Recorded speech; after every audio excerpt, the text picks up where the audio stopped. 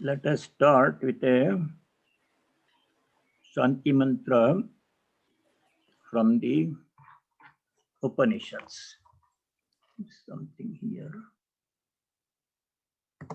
Okay. This is a mantra that you are all familiar with.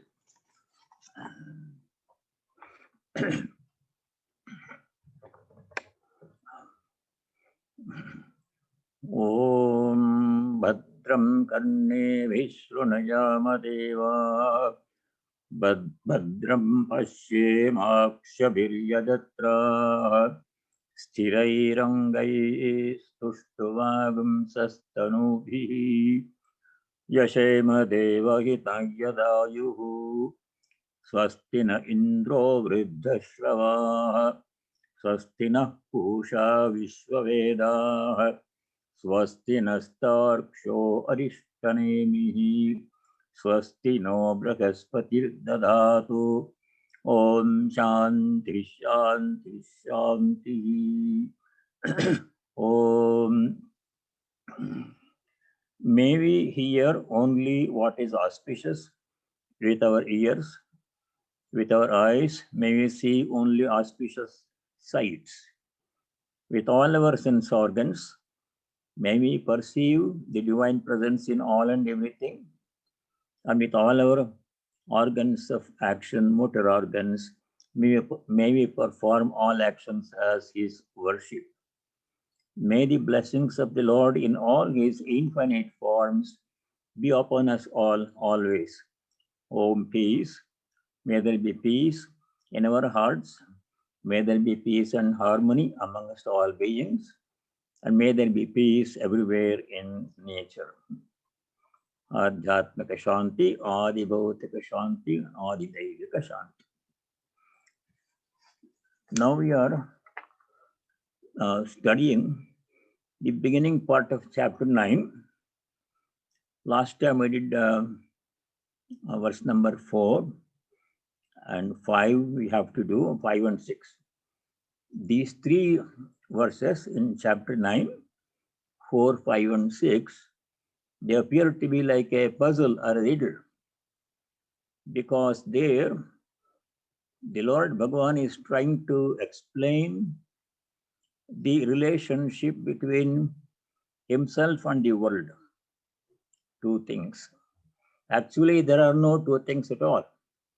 Only He is. He is there in infinite form, pure consciousness, called Brahman in the Upanishads. But we are seeing the world in His place. There are several views, theories about this. If Brahman is the only thing, Ekameva Advitiyam Upanishad says, one alone and not a second. There is no second thing other than Brahman. He is infinite. But you are perceiving a second thing, the world. That is why it is difficult to explain, because Brahman alone is the ultimate reality, absolute reality, always present and changing, eternal, infinite. The world is being seen in His place. We are seeing Brahman all the time, there's nothing else. But we are perceiving Him as the world of names and forms, because that's what our mind does. So how to describe the relationship between something which is real and something which is not, it's only virtual? That is why these three verses appear to be difficult. We'll study them, and later on we'll come back when we finish chapter 9 and go over these verses again. So verse number 5.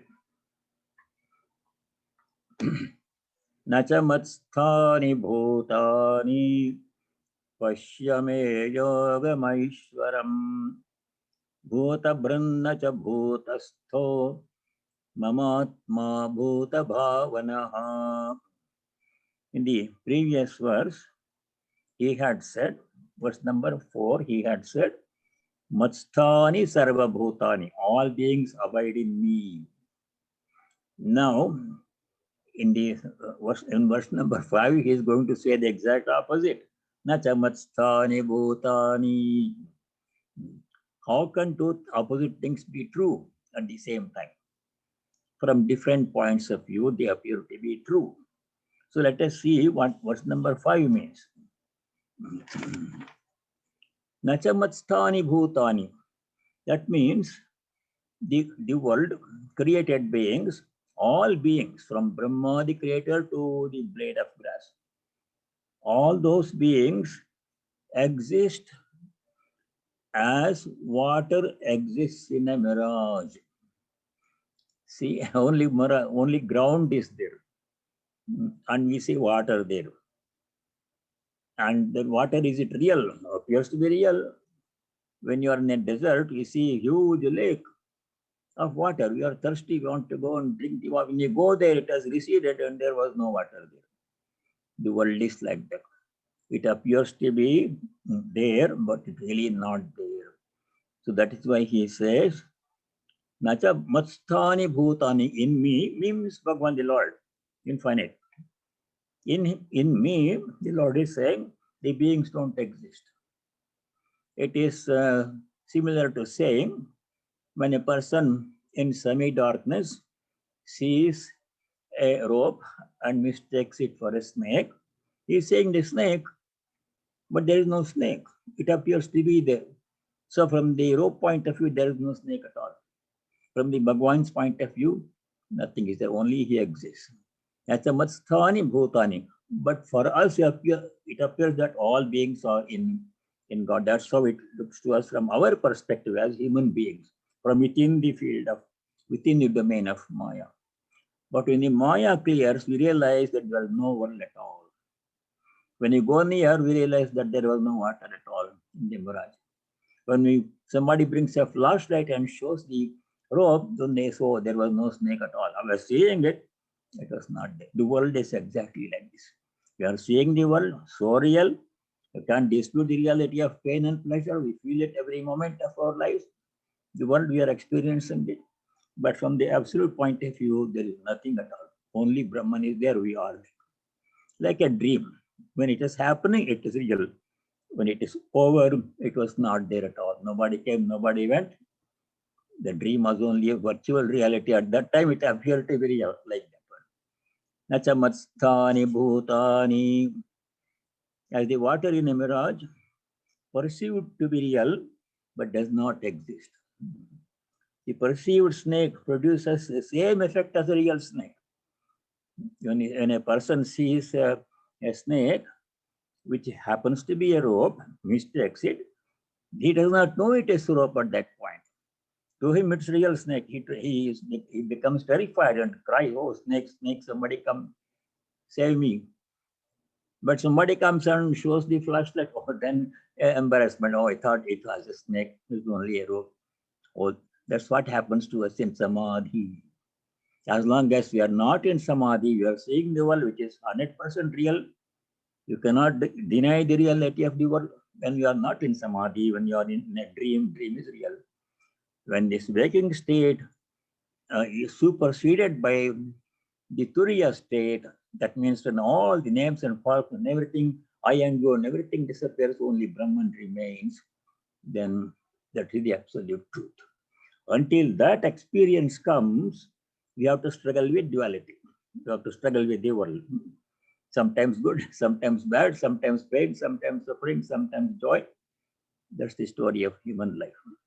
Nachamasthani bhutani pashyame yogamaishwaram. Lord himself is saying, look at my yoga maya, my mystery. The world appears to be in me. I am not in the world. The world is not in me. But you are saying the world.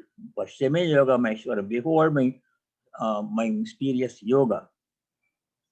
Bhuta breath, nacha bhuta sthaha, mamatma bhuta bhavanaha. Bhuta breath means one who supports all the beings. Karane to support. The Lord supports all the beings. Without his support, no being can exist. If God does not exist, no being can exist. If rope is not there, snake cannot be there. His support has to be there. The Lord is support of the whole universe. Of all the beings, Bhuta means all beings, all kinds of beings, animals, peoples, plant, nature, stars, moon, everything, all exist because of his sustaining power. Bhuta Bhrat he is the sustainer of everything. Bhuta Bhrat. Nacha Bhutastha. I am not contained in them. He is not confined to any one being. He is free. He has no limits, no object, nothing can limit him. He is free. He is not affected by any being, and he is not confined to any being. He is everywhere. Bhuta Bhrit. Nacha Bhutastha. I am not in the beings. Just like water in a cup. It's not like it contains God within us. Nacha Bhutastha. Mamatma Bhuta Bhavanaha. My real self, that is Lord Himself. The Lord Himself is Mamatma. He is the Atman Himself. My real self, Bhuta Bhavanaha, and He is the cause of the whole universe. Bhuta Bhavana means Bhutani Utpadayati, Shankara says.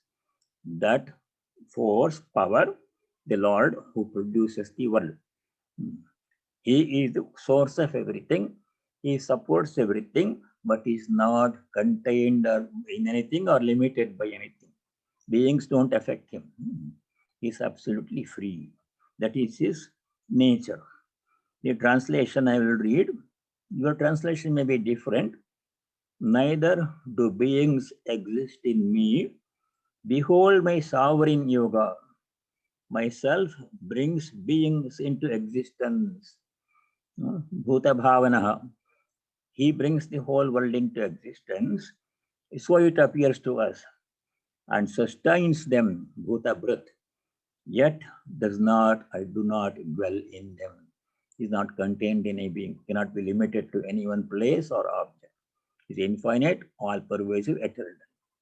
Now these two shlokas 4 and 5, they are summarized in verse number 6. After verse number 6, the rest of chapter 9 becomes easy. So let us do shloka number 6.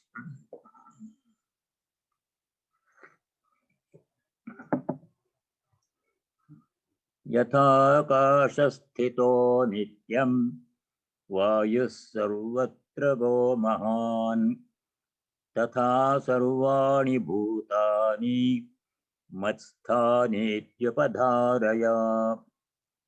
Upadharya means understand, understand. Sri Krishna is saying to Arjuna.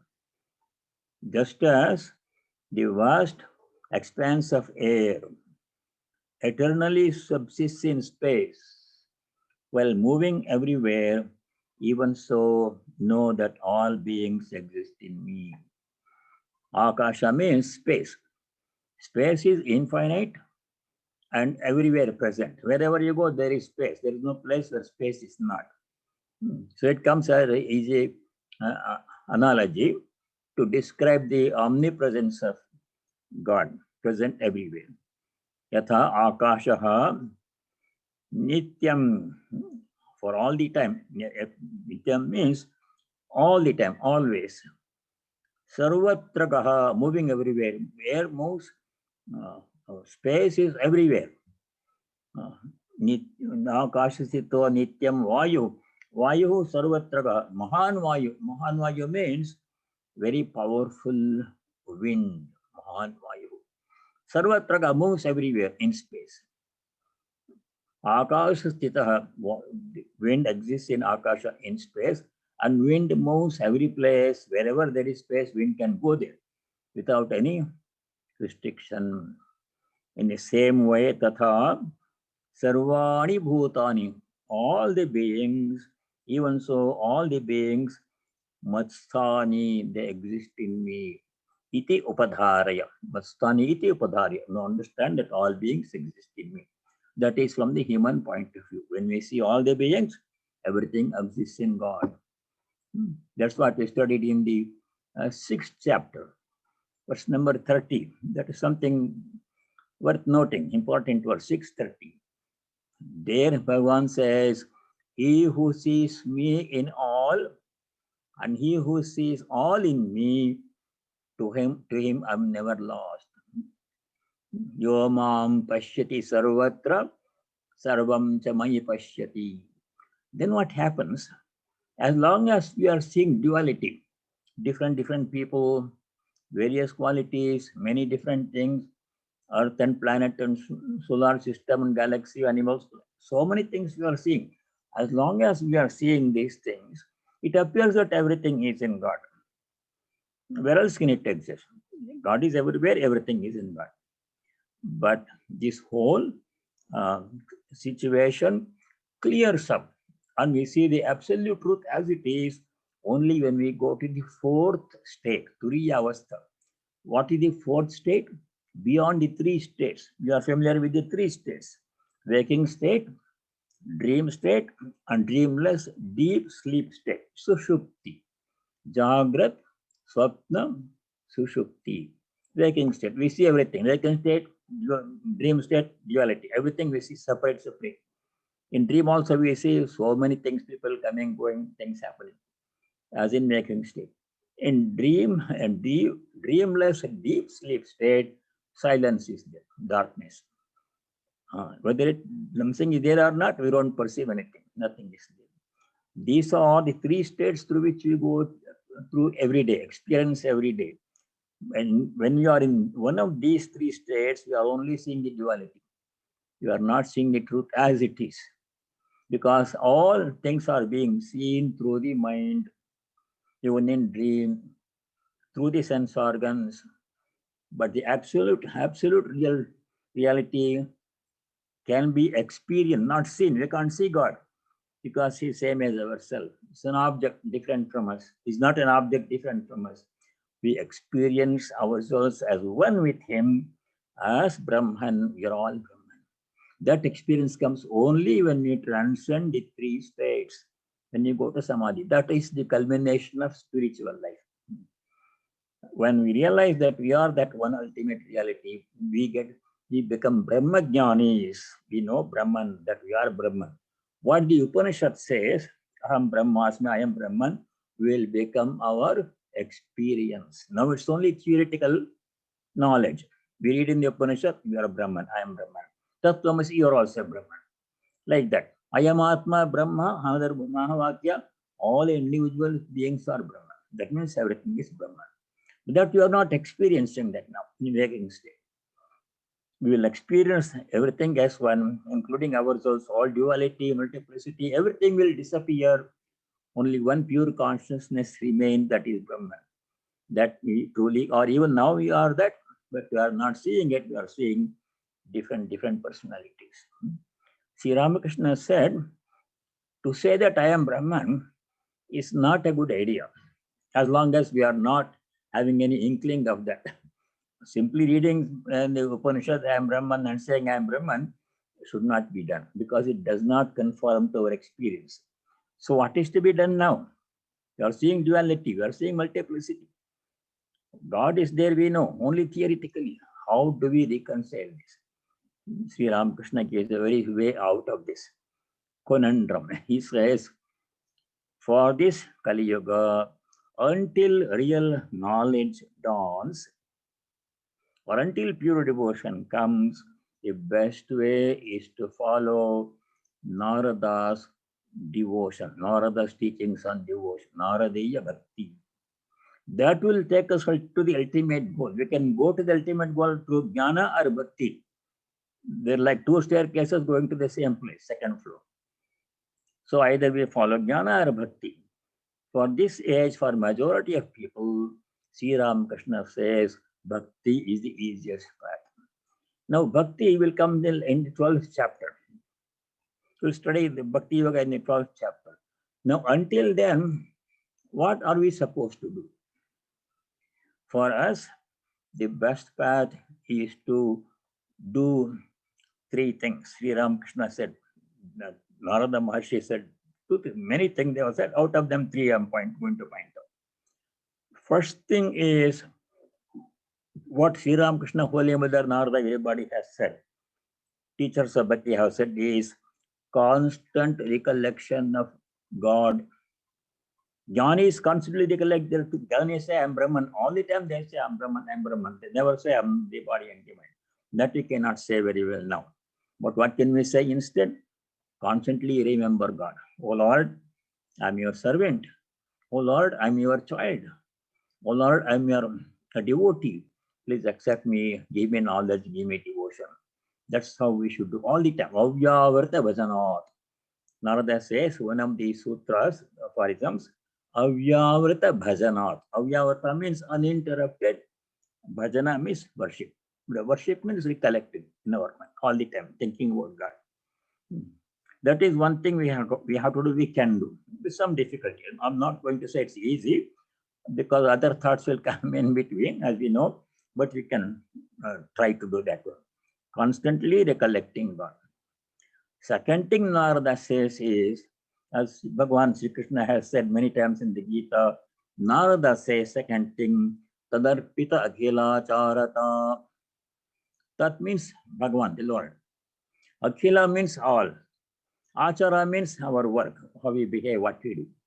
Tadarpita Akhila Charata means dedicating, Arpana means dedicating. Dedicating, offering everything to the divine, all of our work that we do, including eating, walking, talking, sleeping. That we know from Gita, 9th chapter. We are going to study verse number 27.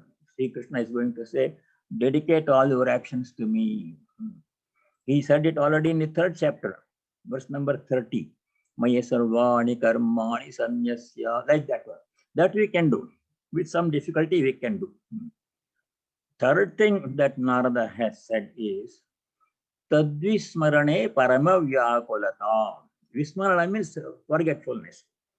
Last Sunday I spoke about forgetfulness, forgetting the divine presence.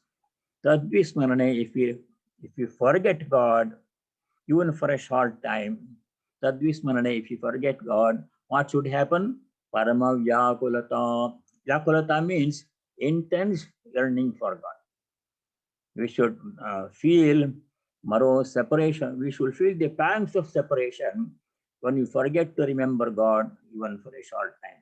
Those are the qualities of a true devotee as described by Narada in his Bhakti aphorisms. Though that path is easier for most people in the Kali Yuga. Either way, we have to acquire knowledge and devotion. Both will have to come by the grace of God, but our effort plays only a small part. Our effort is to take the first step. In Swami Turiyananda said in one of his letters, if you take one step towards God, He will come towards you 10 steps. He will take 10 steps towards you. But unless we take the first step towards God, then nothing happens. It's our responsibility. Unless the child throws away all the toys and cries, "Oh, mother, I want you only, mother, mom." Don't finish with the toys playing. Then mother will come and take the child and console it and feed it. So we have to do that first. So verse number 6, I'll read the translation. Just as the vast expanse of air, Mahan Vayuhu, eternally subsists in space, Akasha Sthitaham, Nityam, always there. While moving everywhere, Sarvatra, air moves everywhere. Tatha, in the same way, Sarvani Bhutani, all the beings, without any exception, Machthani, they are present in me. Iti Upadharaya, understand in this way. So let us leave it there and we'll revert to these 3 slokas later. Some more interesting, easier slokas will follow now. Verse number 7. Sarvabhutani kaunteya Prakritim yanti mamikam Kalpakshaye punastani Kalpadau visrujamyaham. Kaunteya, O Arjuna, the Bhagavan is saying, Sarva Bhutani, all the beings, without exception, human beings, animals, plants, inanimate objects, nature, everything, Sarva Bhutani, Mamikam Prakritim yanti. They go and merge in my Prakriti. Mamikam means mine. Hamara, mera. Mamikam Prakritim yanti. They all go and merge in my Prakriti. When? Kalpakshaye, at the end of this cycle, Kalpa. Punaha Tani Kalpadau Visrajami. Aham Visrajami. In the last second part, second line you say, Kalpadav Visrajami Aham, Visrajamyaham, Sandhi. Kalpadav, at the beginning of a kalpa, Aham, I, Tani Bhutani, all those beings, Punaha Visrajami, I create them, I release them into the world. This we saw in the 8th chapter. In the 8th chapter, same topic came in verses 18. There Bhagwan Sri Krishna says, Avyaktad Vyakta Yasarva Prabhavanti Aharagame. Ahas means day. When Brahma's day begins, all the beings which are in unmanifest form will come to the manifest form. All the things will appear. Like a tree appears from a seed, first as a sprout and sampling and a small plant in a big plant. So all the beings which were in unmanifest form during Brahma's night, Avjakta, they all become manifest form, they begin to live. That is creation, beginning of creation. Kalpakshaye, Ratriagame, when Ratri means night, when Brahma's night begins, they will all go back into Avyakta. So the cyclic nature of creation was described in chapter 8. So the same thing is being said here in verse number 7. Kalpakshaye, at the end of the kalpa. Kalpa means a very long period of time consisting of thousands of yugas. Kalpakshaye, Tani Bhutani, all those beings which were in unmanifest form before creation. Tani Bhutani, all those beings, Visrajami, Kalpado Visrajami. Kalpado, at the beginning of the kalpa, I release them. At the end of the kalpa, they will go back into my Prakriti. Kalpakshaye, at the end of the kalpa, Prakritim, Mamikam Prakritim, Bhutani Yanti. All the things go into my Prakriti, merge in within the Prakriti and remain there in unmanifest form. Creation day begins, everything comes out and blooms, and the whole world comes into manifestation. The cyclic nature of creation is described here. And which is the source of all these things? Where do all these things go? As we saw before, Brahman is the source of all the creation. From him everything comes, emanates. In him everything abides, is sustained by him. They will go back and merge into him at the end of their cycle of existence. It's already, this topic has come in the previous chapter, but it's mentioning it. Verse number 8.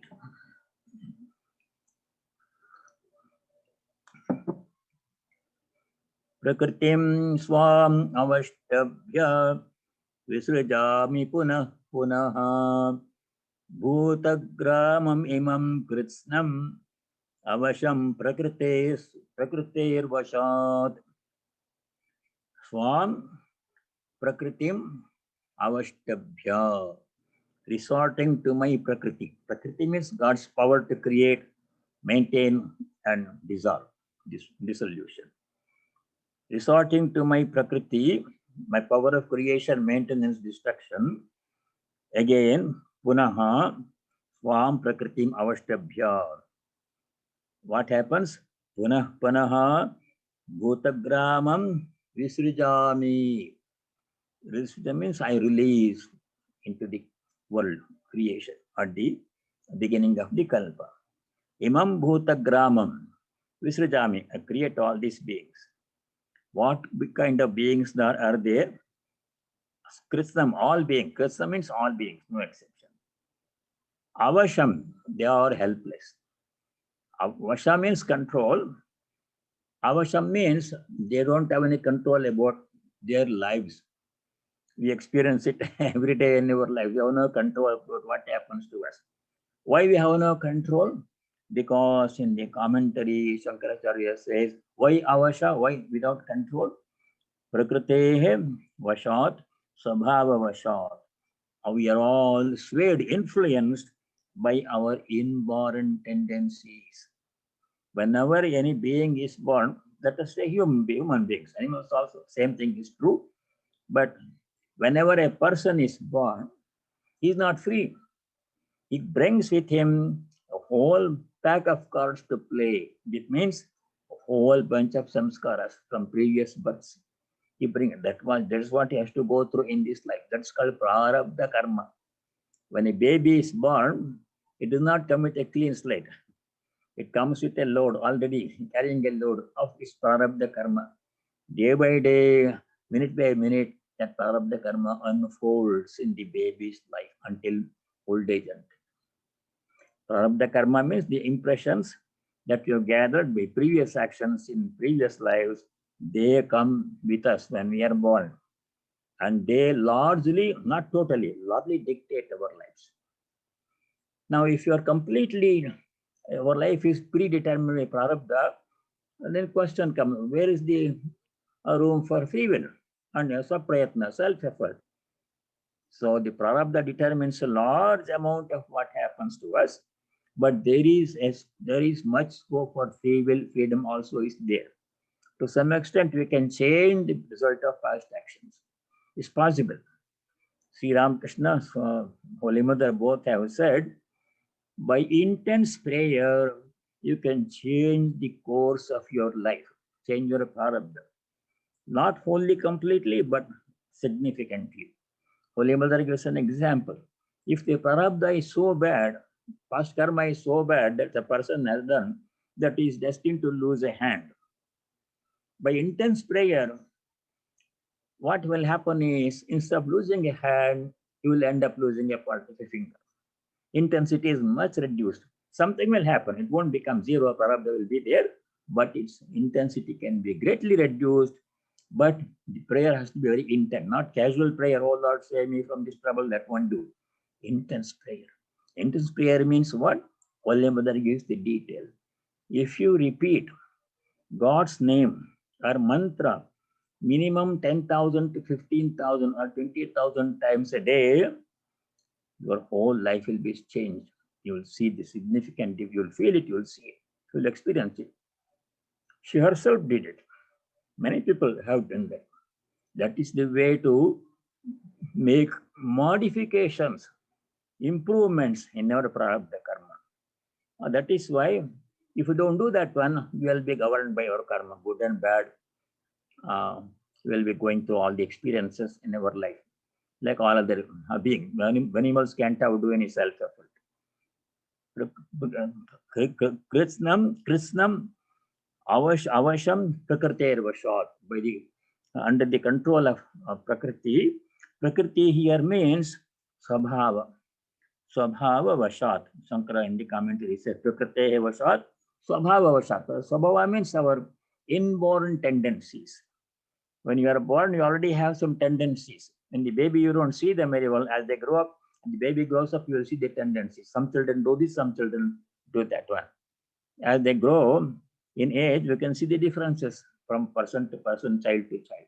When they're born, all simple babies, they cry when they are hungry, and when they have no stomach, they cry, and they sleep. Most of the time, nothing happens. As life unfolds, prarabdha unfolds day by day. That is how creation happens. Resorting to my prakriti again and again, I lose forth, I release this entire multitude of bound beings, swayed by and dependent on their nature, on their inborn tendencies, incurred due to actions in the past lives, plural. So that is also familiar to us, because topic has come before. Now, verse number 9. Though the Lord says that He is doing all these things, He actually does not do anything. As we have seen before, the Lord has no kartrutva, no agency. We think you are doing actions. People, when you do something, I say, I am doing this thing. I did this one, I did that one. But that is not the truth. Where did we study that one? If a person says, I am the doer, what is Sri Krishna going to call such a person? Ahankare Mudatma. Sri Krishna gives a strong words to a person to describe a person who always says, I am the doer. I have done this, I have done that, I am doing this, I am doing that. Where does it come? Chapter 3, verse 27. Ahankar vimodatma karta ahamiti manyate. Sri Ramakrishna said the same thing. The sign of ignorance is to say, I am the doer, I am the doer. Sign of knowledge is to say, I am only the instrument, Lord is the doer. God is the doer, I am only an instrument. That is, he says a song, O Divine Mother, you do all your actions. People think that they are doing their actions. That song you know from the gospel. So, Nachamam Tan, verse number 9. Nachamam Tani Karmani Nibadnanti Dhananjaya. Udasina Vadasinam Asaktam Teshu Karmasu. Those actions, creation, maintenance, dissolution, those actions, Tani Karmani, all those actions, Mam Nani Badnanti. Na nibadnanti, do not bind me. Bandhana means binding. Though Lord does all these things, he is not bound by his actions. He has no reaction. If I do something, the reaction will come. I'll have to get the fruit of the work I do. But if Lord does something, he has no kartritva. How can it be that he is doing all these things? I'm not the doer. That came in the 4th chapter also. It is just like this. Like the sun has no agency. Kartritva means agency. I am the doer. That is kartritva. The sun, for example, makes everything possible on the earth. Nothing happens except unless there is sun. But still, the sun does not himself do anything directly. His very presence makes things happen. He all he has to do is to be present in the sky. Sun, that's all. He's not moving anywhere, coming down to the earth and doing things. No, he stays there in his place. Because of his very presence, though he does not himself do anything directly, all things happen on this earth. In the same way, the same thing applies to the Lord, Bhagavan. Because of his very presence, by his very power, Prakriti, all things happen in this world. Birth, death, suffering, in between, growth, all those things. People living, animals and plants living, nature, rainfall, all those things happen on earth merely by the presence of sun. While he himself has no agency, does not do anything. The same way, the Lord is saying, Tani Karmani, those actions, creation, dissolution, sustenance, maintenance, Mam Nani Badnanti, they don't bind me because he has no agency. His very presence makes these things happen. He is not bound by the actions. Results of action do not touch him. No kartartva, no bhoktritva. How does he do all these things? Udasinavad asinam asaktam teshu karmasu. I am, as it were, udasina. Udasina means no volition, not doing anything willfully. I want to do this, not like that. Simply his presence. Indifference, a kind of indifference, not a good word, indifference. Udasina, that means not involved in any action directly. Udasina asinaha. He is seated, he stays there without getting directly involved himself in any action. Teshu karmasu, in all those actions, is not involved directly. So he has no kartritva. He has no agency for action. Everything happens by his very presence because of his power. His very presence is enough for things to happen, creation to happen. That is verse number 9. This actually came in chapter 3 in one verse. How the Lord makes everything happen, at the same time he does nothing himself. A jnani also works in the same way. Not only God, human beings also can become jnanis and make things happen without doing anything. That we studied in the chapter 5, chapter 3. A jnani does all kinds of actions, like an ajnani. But jnani never says, I am the doer. He says, I am not the doer. You know where it has come. Jnani denies action, denies agency for action, while he is performing actions. That came in chapter 5, 2 verses 8 and 9. In those 2 verses in chapter 5, a jnani says he is not the doer of anything, while at the same time performing many things. How is it possible? How can both be happy? Both be possible? Either I am drinking water, then I should say I am drinking water, but the jnani drinks water, says I didn't do anything. You know that Vasishtha story. Vasishtha was going to cross the river, Yamuna river.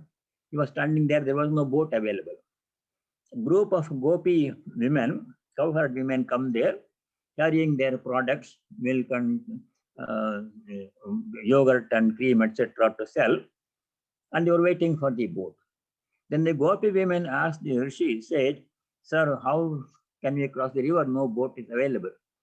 Then Vasishtha says, already give all the things you have, I'm hungry. So they gave him all the milk and yogurt and cheese and everything, whatever they had. He eats everything. And he says to the river, if I have not eaten anything, you must part and give way for us to cross. Yamuna river. The river obeys. There is a dry patch created and everybody walks and then the patch joins and river continues to flow. Then how can that Rishi say, I didn't do anything, didn't eat anything, but at the same time it comes in almost all the food the gopis had. That's exactly what a jnani does. Verse number 5, verse number 8 and 9 in chapter 5. How God can say, I'm not the doer of anything, while creating this, sustaining, dissolving the whole universe. Jnani does the same thing. Chapter 5, verse 89. There the jnani says, Naiva kinchit karomi. Naiva kinchit karomi means I'm not doing anything. Iti yukto manyeta tattvavit. Yukta means a yogi, accomplished yogi. Tattvavit means one who knows the truth. That is Brahman, he is not the body mind. That's the truth. When he knows that one, Tattvavit, what does he do? Naiva kinchit karomi. I've not done anything. I don't do anything, he says. But he is not doing anything. He does a lot of things. 13 different things he does, listed. In next 2 lines, Pashyan, Srinvan, Sprishan, Jigran, Ashnan, Pashyan, Swapan, Shwasan, Pralapan, Visrijan, Grinhan, Unmeshan, Nimishan, Napi. All these are actions jnanis do, ajnanis do. Pashyan, seeing things. Srinvan, hearing things. Touching things, eating things, blinking, opening, closing the eyes. All these things jnanis do, ajnanis do. Jnani says, Naiva kinchit karomi, I'm not doing anything. If you ask him to explain, sir, you're doing all these things, you're eating, drinking, everything you're doing, how can you say you're not the doer of anything? You say Naiva kinchit karomi, then his reply is very revealing. We have to study the reply Jnani gives. He says, Indriyani indriyartheshu vartante iti dharayan. Second line of verse number 9 in chapter 5. How actions happen? All actions happen by the interaction of one or more sense organs with one or more sense objects. That's how action happens. Where is the eye? Jnani asks. The hand grabs the cup. The mind says to the hand, I want to drink water, take the cup. Mind says, action begins in the mind. Mind is sense organ. Hand obeys the mind, takes the cup, takes you to the mouth sips the water, and the tongue feels the taste, and it goes down the alimentary canal, digestive tract, and things happen. Where is the eye in all of these things? Jnani asks. There's no I am not the hand, I am not the mind, I am not the cup, I am not the water, I am not the body. I am the Atman. There is no action for Atman. Only body, mind, sense organs, they get involved in action with sense objects. Jnani says, I am none of these things. I'm not the body, I'm not the mind, I'm not the sense organs, I am the Atman. Mano buddhi chittani na mano buddhi ahankara chittani naham Then who am I? Chidananda Rupa Shivoham Shivoham. I'm that Shiva. Chidananda Rupa. I'm Brahman. No action. In that sense, that is what is being said in verse number 9 here in chapter 9. Nachamam tani karmani nibadnanti. Those actions, creation, maintenance, destruction, mam nani badnanti, they don't buy me, I don't have agency. I don't enjoy it for the fruits of action. I'm free. Then udasinavad asina, as if I'm unconcerned, indifferent, I'm seated there, asina, I am present. God is present. Teshu karma, so in all those actions, I'm not involved. That is verse number 9. God has no agency, no kartritva, no bhoktritva, does not suffer or enjoy the fruits of actions. Now verse number 10. Same topic. Maya jakshena prakritihi suyate sacharacharam hetuna nena kaunteya jagad viparivartate. Maya means by me. Adhyaksha means what? President. He is the president of the whole universe. Our president here is Mr. Biden. He has some powers, a lot of powers. Only within the United States, he can do things, very limited power. But God is the president of the whole universe. He can get anything done. He can undo anything. Maya Adhyakshena, by me, the president of this creation, Prakritihi Sacharacharam Suyate. Nature gives birth to the world, Sacharacharam, consisting of moving and unmoving objects. His power, Prakriti, nature, in nature all creation happens. He is the power behind it. He does not do anything himself, but actions happen in Prakriti. Plants grow, animals are born and they live, people are born and they live, rain happens, rivers flow, sun shines, moon shines, stars also shine, on the solar system, everything, they all exist and function by his power. That is whole of that action that is called Prakriti, that is his power. He himself is not directly doing anything, involved in any action. Tani karmani nam nani badnanti, he said in the previous verse. The translation here, due to me, the supervisor, Adhyaksha, nature gives birth to the world of mobile, immobile beings, moving and moving things. For this reason, O Arjuna, it revolves in manifold ways. So many things happen in this world. This is somewhat true in a large company. A large company has so many executives and assistants and technicians and workers of all kinds. There's one president sitting at the top of this hierarchical structure. That president actually does not himself do anything, except maybe give orders and decide policy. All the workers, they actually do the work. In the same way, the Lord, God is the president of the universe. He simply stays there because of his power. In Prakriti, nature, all actions happen. Moving, living beings, non-living beings, moving things, unmoving things, they all come, live, and die, and merge in him. That is the process of creation.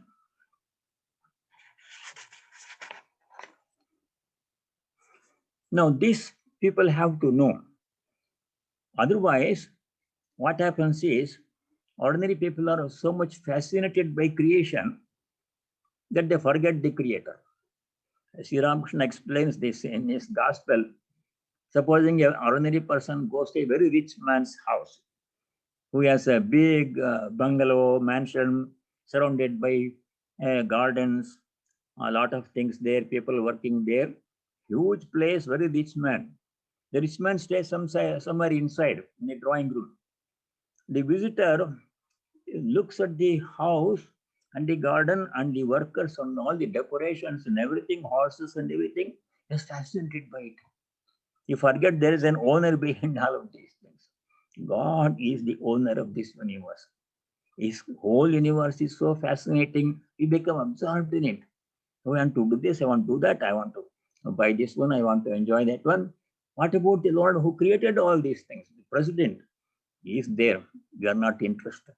That should not happen. We should leave aside the creation, go for the creator. That's what we should do. The people who don't do that one remain so fascinated and occupied with the world, doing this and that, enjoying this and that, don't care for the creator of the world. They are being described in verse number 11. Something which we should not do.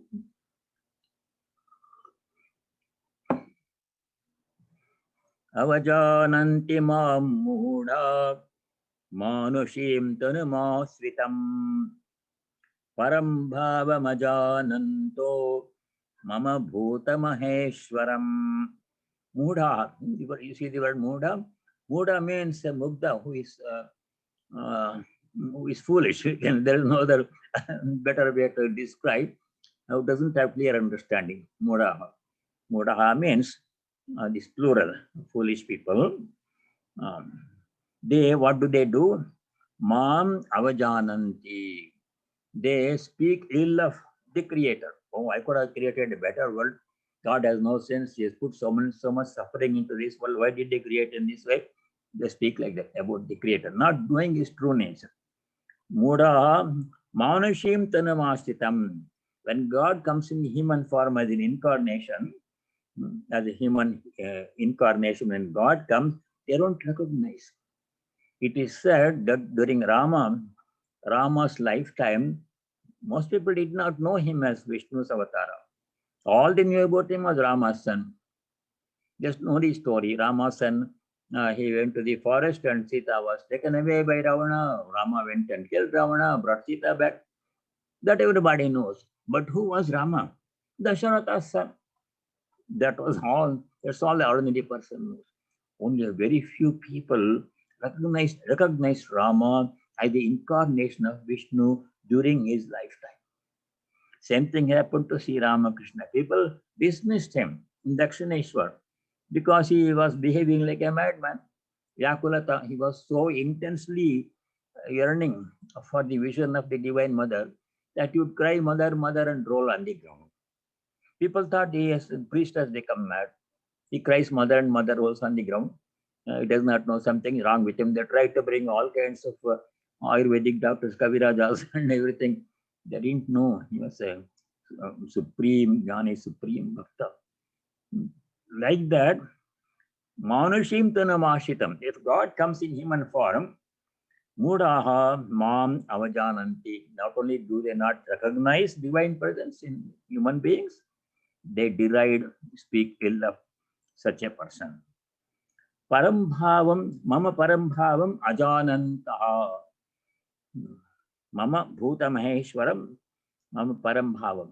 Bhuta Maheshwara means he's the Lord of all the beings. Bhuta means all the beings. All beings means whole of nature, including stars and planets and earth and everything on the earth. Mama Bhuta Maheshwaram, Mama Bhavam Ajanantaha. Not knowing my true nature as the Lord of the universe, my divine power, my divine glory, my divine nature, not knowing this truth, foolish people, what do? Mam Avajananti, they deride me. They make fun of such holy people. A holy person will not have any outward sign of holiness. Avadhuta, when an Avadhuta comes, he looks like a madman. He does not put on special dress and say, I'm such a big Swami Yogi. No such thing. They look like ordinary people. But ordinary people cannot recognize the divinity in that person. That's majority of people. Some people do. So those people are being described in this level. We should not be like that. We should recognize divine presence in all the beings, not only human beings, animals and plants and inanimate objects. This is what Holy Mother taught to that one person in their family. In Holy Mother's family, one lady swept the floor using the broom and threw away the broom carelessly in some place. The Holy Mother told her nicely, don't do that one. That broom is as much a member of this family as you and I are. It has same place, same equal importance as like we have in this home. Everything has to be treated properly, gently, with compassion nicely, because in everything the same Lord resides. That is the idea. That we saw in the chapter 5 and 6. The divine presence is in all and everything. A yogi or a jnani or a bhakta treats everybody alike with respect, seeing divine presence in them. This samadarshitva, same-sightedness. If a person does not look, is poor and illiterate, we should not deride him. In him also same divine is present. But we are carried away by the appearance. But that is not the truth. We should see his presence in every way. Where did we study that one? Chapter 5, verse 18. Chapter 6, verse 9. Vidya Vinaya Sampanne Brahmane Gavihastini Shuni Chaiva Swapake Cha Pandita Samadarshinaha. Pandita means a jnani, one who has knowledge. Such a person, such people, Samadarshinaha, they are same-sighted. They see everybody alike, seeing God's presence in them. Whatever may be that person. A person may be a Brahmana endowed with all Vidya, Vinaya, educated, highly educated, or a person can be a Swapaka, lowest person in society, no education, no food to eat, and somehow subsisting on animals in between. Gavi Hastini, Shuni Chaiva Swapakecha. Gavi means in cow, in the elephant, in the dog, in the highest qualified person knowing Brahman, and the lowest person. All of these people, so different outwardly, but in all of them, one thing is common, that is divine presence. That's what we have to recognize. Not be carried away by the appearance and status and education or wealth or beauty. That is the Samadarshitva, same-sightedness. That comes in chapter 6, verse 9 also. Now we go to the same description of such people don't recognize God's presence in everything. They are being described again in verse number 22. Moghasha Mogha Karmanaha Mogha Jnana Vichetasaha Rakshasi Masurim Chaiva Prakritim Mohinim Sritaha. Those people, futile are their desires. Moghasha. Mogha means something that does not work. Mogha means futile, fruitless, doesn't produce anything. Simply a lot of empty action, a lot of noise and movement, but nothing. Such people, Moghasha, their desires are for worldly enjoyments and pleasures, asha. Not for God realization, not for jnana or bhakti, but for worldly desires, moghasha. People having ordinary desires, ordinary people seeking happiness in the world. Mogha karmana. Mogha karmana means those whose actions are fruitless. They do something which does not amount to anything. There are three kinds of actions: sattvic karma, rajasic karma, tamasic karma. These are all being described in the 18 chapters. Tamasic karma is karma, any action that is done without thinking about the consequences of that action. Anubandham. If I do this action, how will it affect me, other people, now and later? That has to be thought about before doing the action, not after.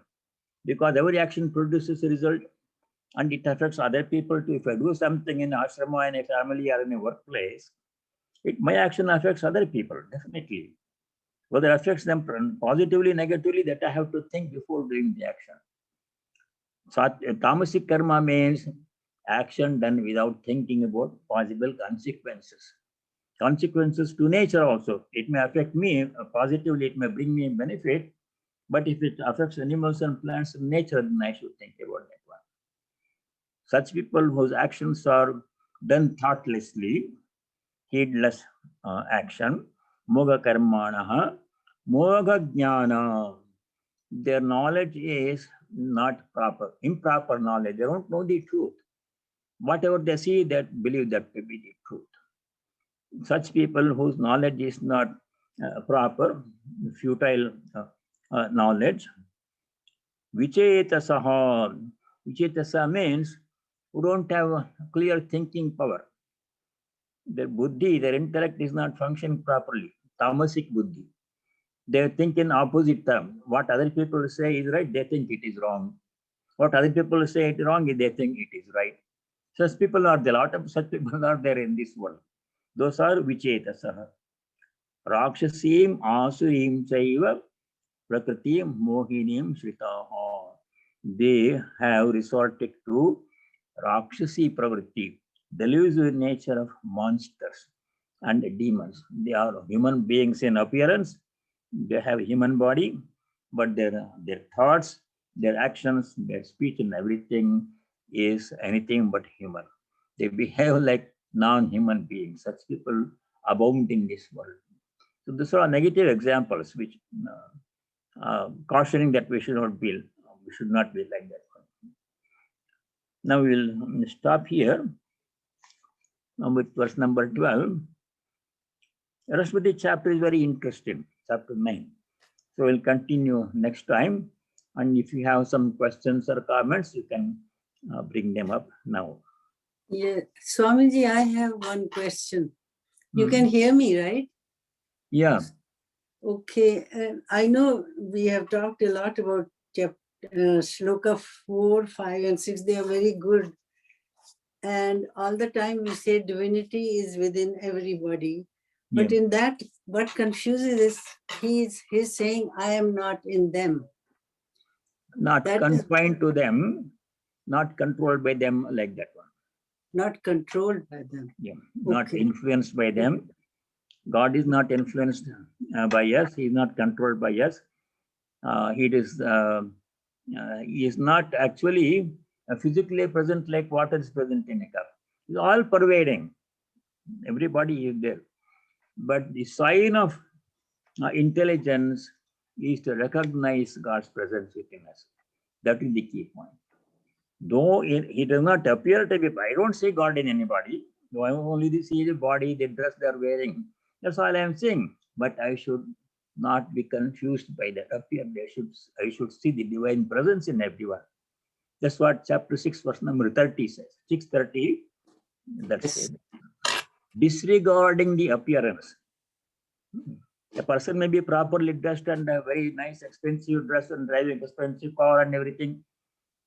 But I'm very impressed by his appearance, but I don't see the divine presence in that person. On the opposite side, there may be a beggar in the street, dressed in rags, no food to eat, ill-kempt. In him, I should see divine presence, not a poor man standing there panhandling. That is the idea. Appearance should not govern our action. Thank you, Swamiji.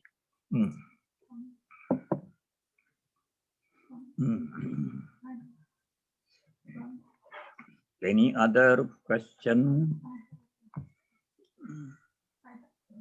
Oh, you have a question? Live audience. They are not in me. I am not in them. You just explain. Yeah, that's what bothered. Say the last part. Not limited by them. All beings exist in me.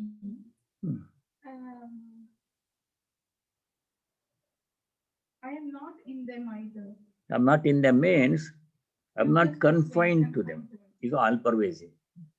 Not limited by them, you told Not us. limited by them. But the fifth one, I think, they do not exist in me. Number 5. Yes, that means like they don't exist in me.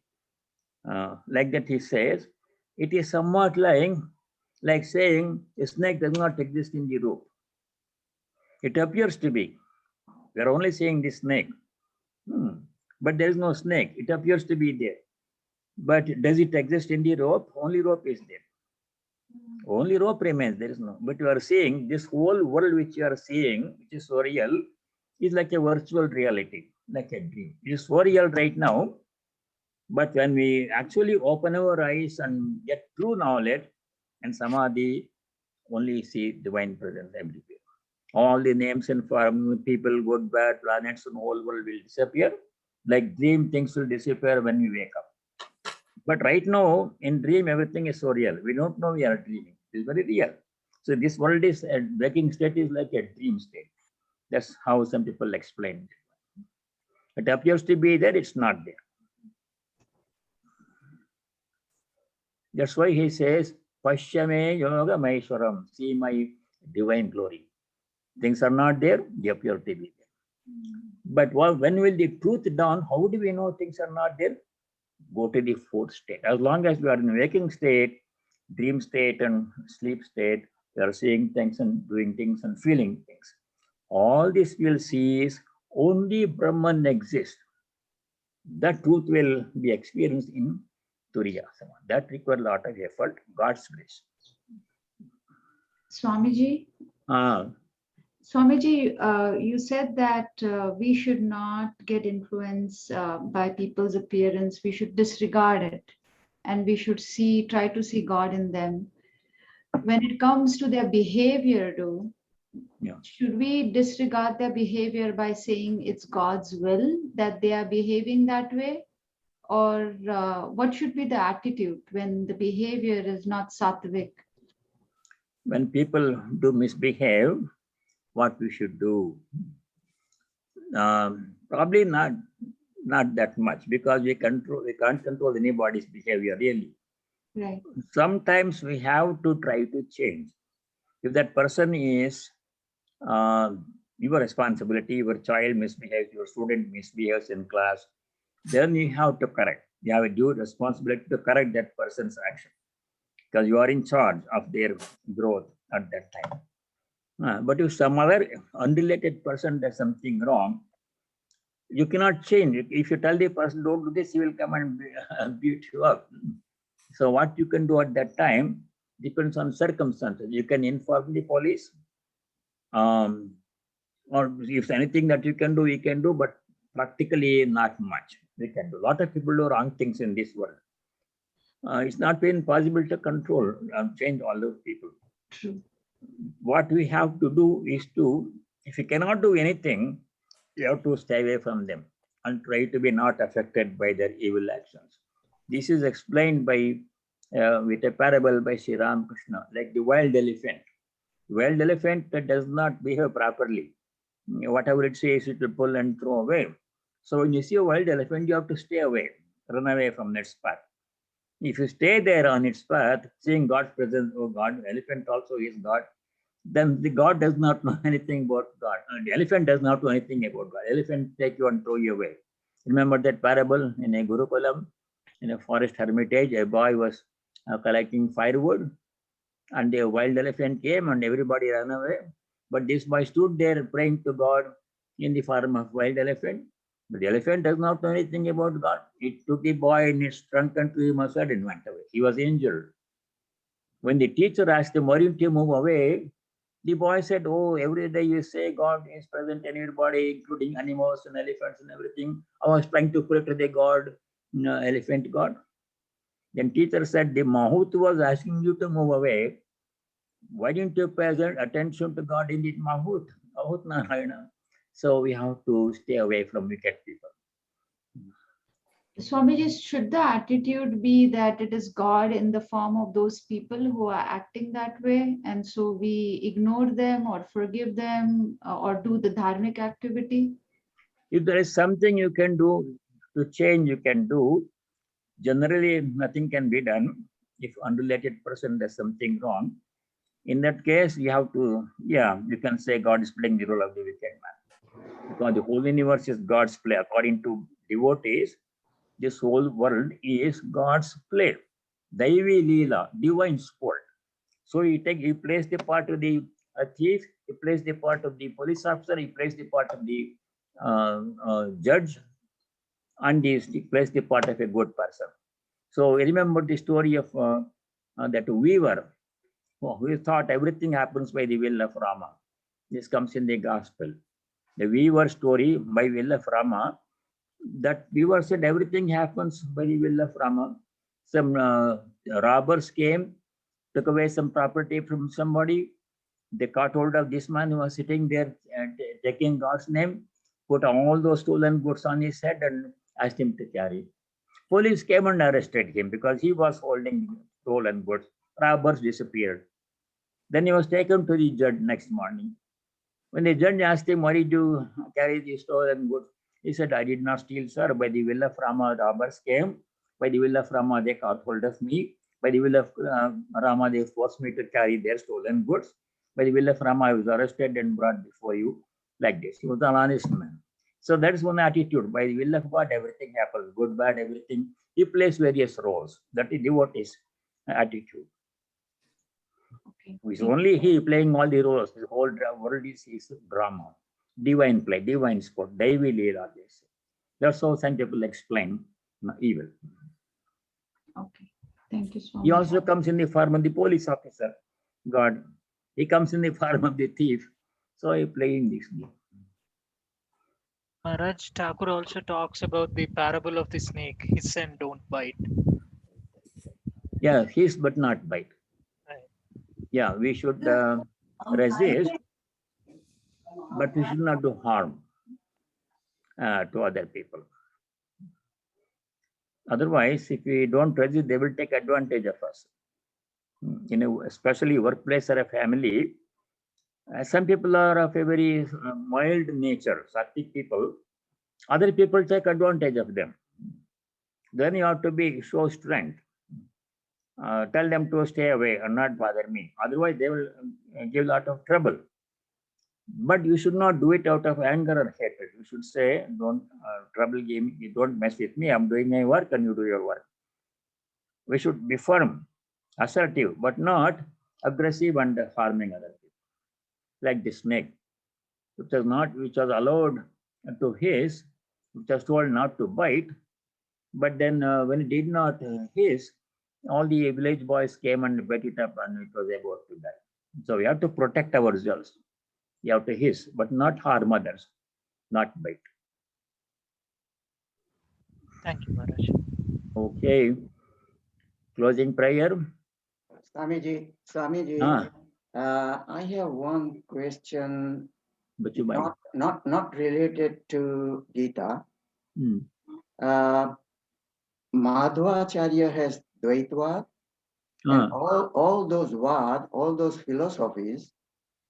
Recently, I have heard a lecture from one of the Swamijis, and he mentioned that Chaitanya Mahaprabhu has also a Vad, which is philosophy. And I forgot to catch the name of that Chaitanya Mahaprabhu's Vad. His teacher's name? Chaitanya Mahaprabhu's, yeah. He had two teachers, Ishwara Puri and Keshava Bharati.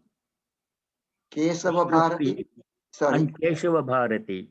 Okay. I don't know, one gave him the Mantra Diksha, one gave him the Sannyasa Diksha. Who gave him which I don't recollect, but you can find it out. Keshava Bharati was one teacher.